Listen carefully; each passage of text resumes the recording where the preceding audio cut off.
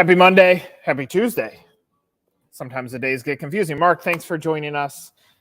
Looking forward to diving into our conversation. Now, to frame this, we've done many pieces on domestic United States Paris Baguette growth. Now we're centered on the Canadian side.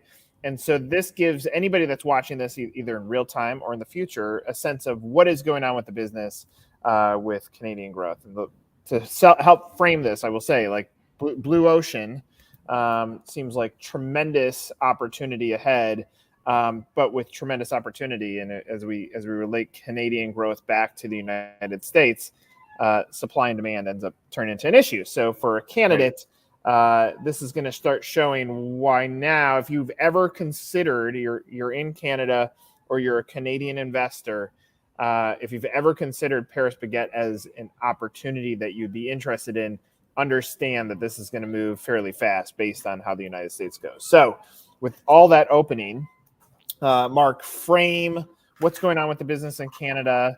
What do you plan to accomplish, say, over the next year and a half? Give me a viewpoint into it. Well, thanks for having me, Nick. I appreciate it. And good morning, everyone.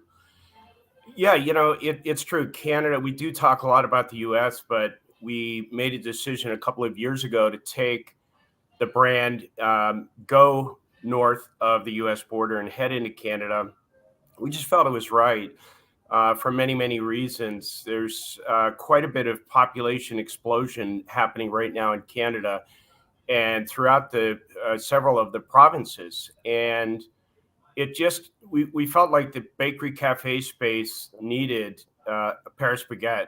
The people in Canada know Paris Baguette. Of course, we're a global brand. And when we looked at what province we would roll out in, or provinces, we said right away, the natural was move into Toronto, move into Alberta, Edmonton, British Columbia, in Vancouver, because of that population explosion. And we weren't wrong. The brand has been accepted well from a franchising perspective. We've executed nearly 20 agreements already in a short period of time, just in the last handful of months. We set up the same sales, real estate, and construction funnels that we set up for growth in the U.S. We basically mirrored that in Canada and started the program. We set up with many articles and digital marketing to drive leads up there, and it's happening, Nick. We're seeing it right now. So just to give you frame it a little better for you, this year we're going to open 7 units. We have several under construction right now. We opened our first unit at Yonge and Sheppard in Toronto in the GTA a few months back, and explosive growth there with that cafe. The trajectory that they're on from a new store growth standpoint is just remarkable, and that in itself is growing new franchise interest in the Toronto market. So all in all, just it's incredible what's happening up there, but we're ready for it, and the prospects are coming to us, and the bakery cafe space is ready for us to go up and take over. So we like that a lot. Okay, but a bunch to unpack from there. So first, the first location, is that franchise or corporate? Yeah, so the first location was at Yonge and Sheppard. That's a franchise location. We have a corporate location not too far from that first location. It'll be in the downtown area of Toronto at 110 Bloor Street.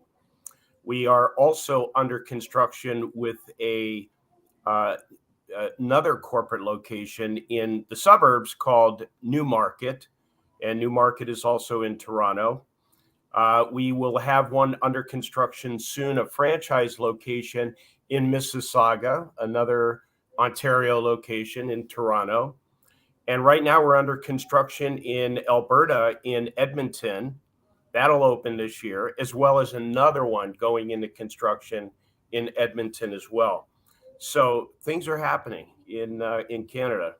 Well, and I want to clarify this because I think it's a huge benefit to a buyer that may be looking at this opportunity. which is what I heard there: franchise, corporate, franchise, corporate. And so it's not like many brands say we want to grow in Canada, but they very few that are growing out of the United States, which even though you're an international brand, the primary growth is coming out of the US. Many brands say we'll sell a franchise, but we're not going to put our money into Canada. You're actually putting your money into Canada alongside the franchise operator.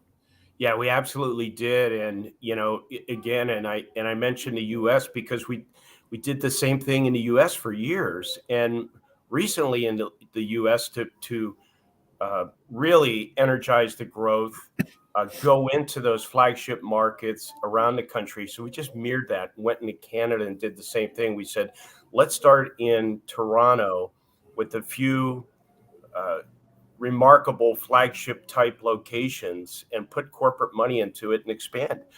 And it was good because these are going to be really flagship locations where everyone will see us, and I think it does the brand well. And I think for you mentioned franchising in general. I think for franchisors, that's always been a great way to grow, right? Is if you could go in and seed that market with a corporate unit and then expand from there, because you know as well as I do, when those units open, what happens, right? You have growth trajectory now because you're seeing the market wide open from a flagship location, and it generates immediate interest, and then you surround that flagship with other franchise units. So wonderful way to grow, and I think we'll continue to do that throughout Canada as we see the opportunities.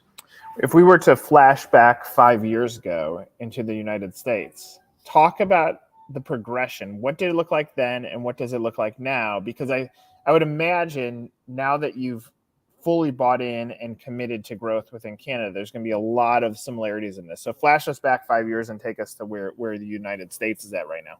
Well, I'll go back even further. If you go back to 2005 and 2006, when the brand really started in the U.S., they were all corporate locations, East Coast, West Coast. And 10 years later, in 2015, we started franchising the brand in the States. And we sold off a lot of those first corporate units to franchisees that wanted to come into the system and wanted a second unit and or a third unit. Now, I don't think we'll experience that in Canada to that extent, just for a number of reasons, population, that sort of thing. It's teetering on 40 million right now. It grew. By the way, Canada grew in the last 12 months by 1 million people. So we're seeing, and it's a lot for Canada at 39 million. So we're seeing a lot of growth up there. But in the States in 2015, 2016, we start franchising. But remember, the new team that's in place now, the new executive team, the entire staff that's here, this is a brand new playbook that we're operating out of, where planting in these new corporate seeds in lifestyle centers, in key locations, flagship type locations in suburban markets and in urban markets, to the tune of 3,000 plus square feet, brand new prototype. Everything has been calculated out where we are setting ourselves up for success with this type of bakery, inside and out, from the look, the design, everything that's happening there is on purpose. And the same is true now for Canada. We're taking that same playbook, moving to Canada. 3.0 cafe, which is the latest and greatest of everything Paris Baguette, all the wonderful products that everyone knows us for, but franchising the way we know how to franchise, the way we've been doing it now in the States for the last handful of years, where we've had mega growth, right? Just the numbers are really blowing up in the US. Yeah, we're replicating that same system. Those opportunities in the US, and you and I have had several conversations about this, because of the explosive growth in the US, the top 15, 25, 30 cities, already franchisees are going into those marketplaces, prospects, and pulling down, picking the low-hanging fruit. The best markets are being gobbled up. And we're seeing that in Canada now too, where, again, nearly 20 units sold. And I think we're going to get to the point here by the end of this year, we'll probably be at 45 to 55 units sold, another 7 to 10 under construction. And we get calls now for, oh, can we go into this area in Toronto? And we're saying it's sold. Oh, can we go to Edmonton? It's sold. How about Calgary? It's sold. Not with just one unit, but we're attracting multi-unit developers, restaurateurs that want to add a beautiful bakery cafe to their portfolio. So, it's the same playbook, and very exciting growth indeed. So you ward another 40 locations. Two follow-up questions on that. What are you seeing from timeline from signing to opening? And secondly, how many franchise buyer groups does 40 units usually consider? Okay, great questions. From a permitting standpoint, and we deal with that in the States. I imagine if you're any brick and mortar brand in the States expanding at this point, you're still looking at some backlogs from permitting and approvals. We are seeing that a lot. We have in the States, for example, 70 units in various stages of construction throughout 27 states. A lot of those units had been held up by permitting. We still have a lot that are backfilled, waiting for permits or waiting for approvals. Much the same in Canada, the approval process, the permitting. Sometimes you can, depending on the province, depending on the particular city, you could go ahead and start some aspect of the construction, leasehold improvement, and then you have to slow down and wait for the municipality to catch up with you. So time from executing a franchise agreement to, let's say, executing a lease, we still try to get that done in 90 days. We compressed that time quite a bit. Used to take upwards of 120, 140 days to get a lease signed. Now we've compressed that a little bit by paying more attention and helping that franchisee find the right space. We're very involved in that process. And then from lease to construction, permits, opening, that could take another 9 months to 12 months, depending. So all in, you could be a year and a half. And again, we think that timeline is going to get even better as things progress and we come out of the backside of whatever is still left of COVID, et cetera, with hiring and staffing up the various municipalities so they can go in and do their job and get us rolling. I would imagine one of the potential counters to growth in the United States was, sure, you've done this in international markets, but where's going to be the proof of concept in America? And so part of the growth strategy was, let's go in highly populated Asian communities, because internationally there was a very similar type customer. So now you had a built-in customer when you went into these markets.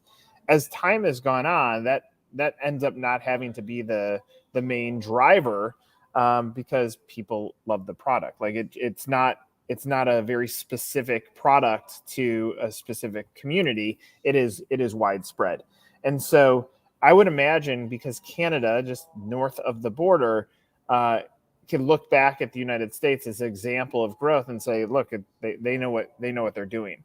Is that counter now gone as you've gone into new countries, because proof of concept is that, yes, this actually works in America and it works in international markets as well? Yeah, I can't speak for every country, but I can tell you, to your point, the one you just made is an excellent one. In the States, we wanted to go into markets that we thought were, suburban America, and we could operate a bakery cafe with Paris Baguette successfully, and we've proven that. It's the makeup of Canada, very similar in it that, we are kind of neighbors. It's, we always say, oh, it's our neighbor to the north. It is a separate country, but they do, the bakery cafe space, you see a lot of smaller bakeries that operate up there. There are a few chains, but nothing like Paris Baguette. And I think it's going to be widely accepted. We've proven that already too in a short period of time. And it doesn't have to be an Asian-centric market. There's you look at the we spend every day. We're in one of our cafes. I'm here in California today. We spent the better part of yesterday in several of the new Paris Baguette cafes and some of the existing cafes. And when you walk in and you see the guest enjoying the pastries, the cakes, the breads, the sandwiches, the salads, the coffee, it's a bakery cafe. It's just that. There's nothing about it that says, hey, I'm special and I belong in a certain market. It's ready for the U.S. It's very widespread. The same in Canada. It'll be widely accepted as it is now at Yonge and Sheppard, in just a matter of months away from opening at 110 Bloor Street, and then in Newmarket at Davison 404. It's going to be explosive growth. So great points.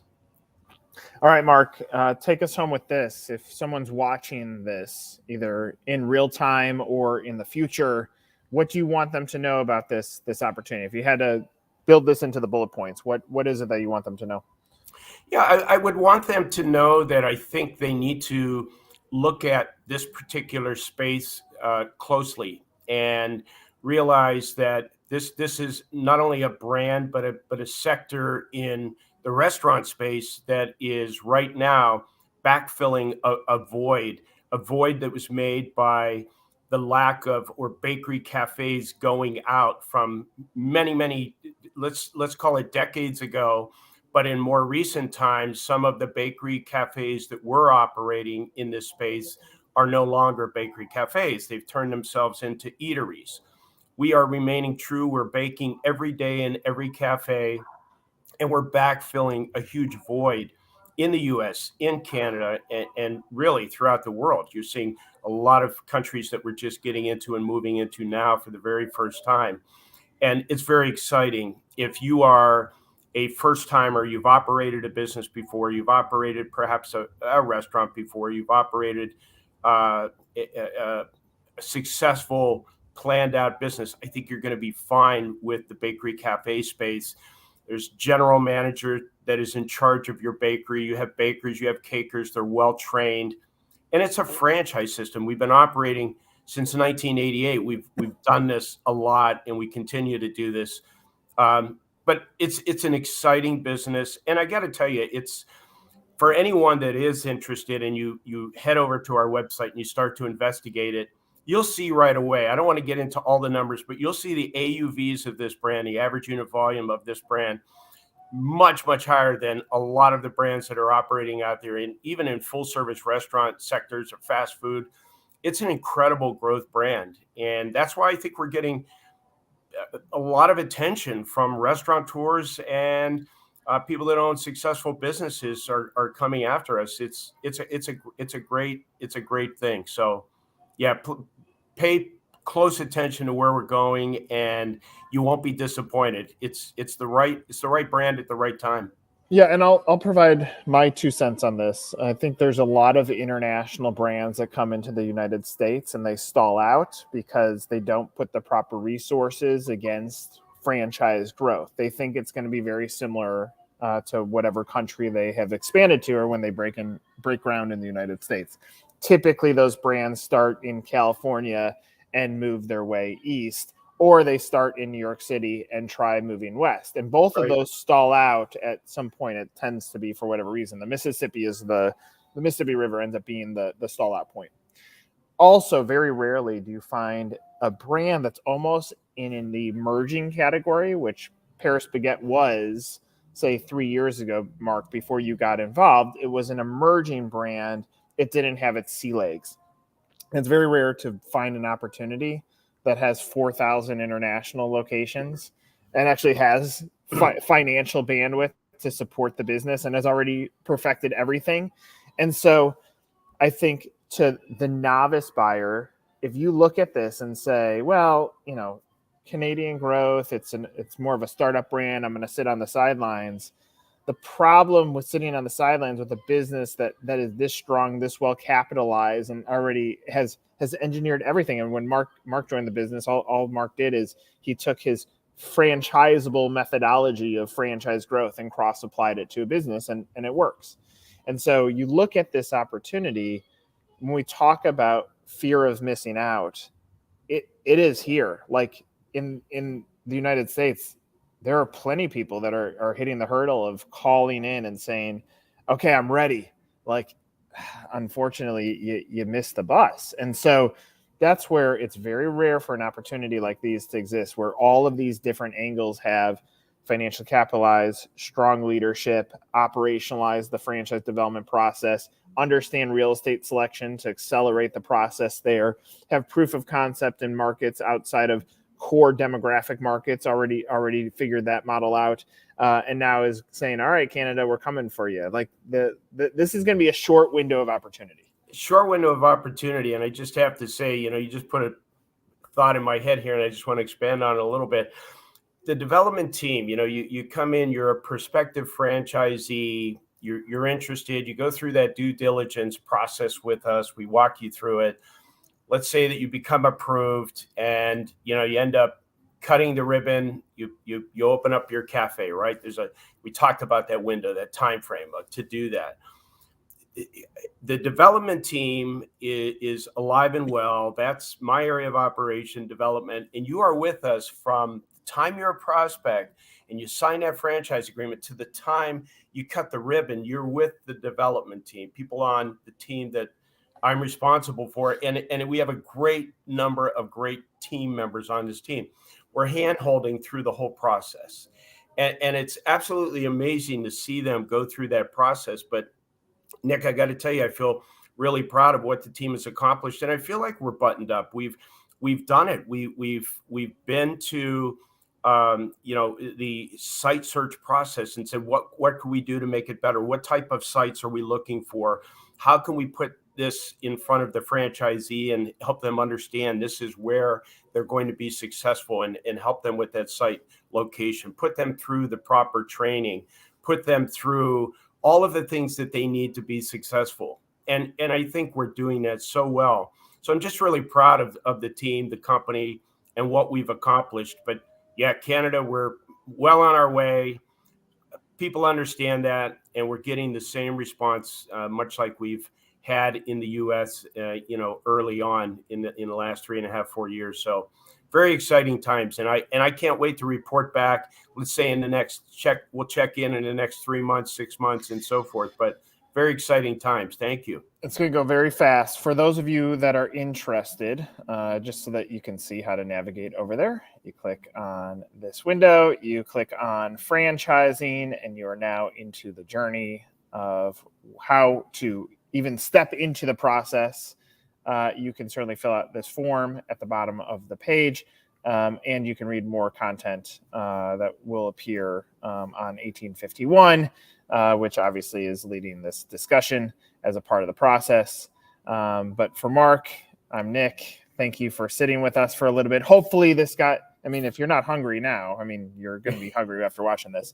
Hopefully this got your excitement up for Paris Baguette. Look forward to hearing everybody who's watching this, your journey into franchise ownership as well. Thanks, Mark. So long.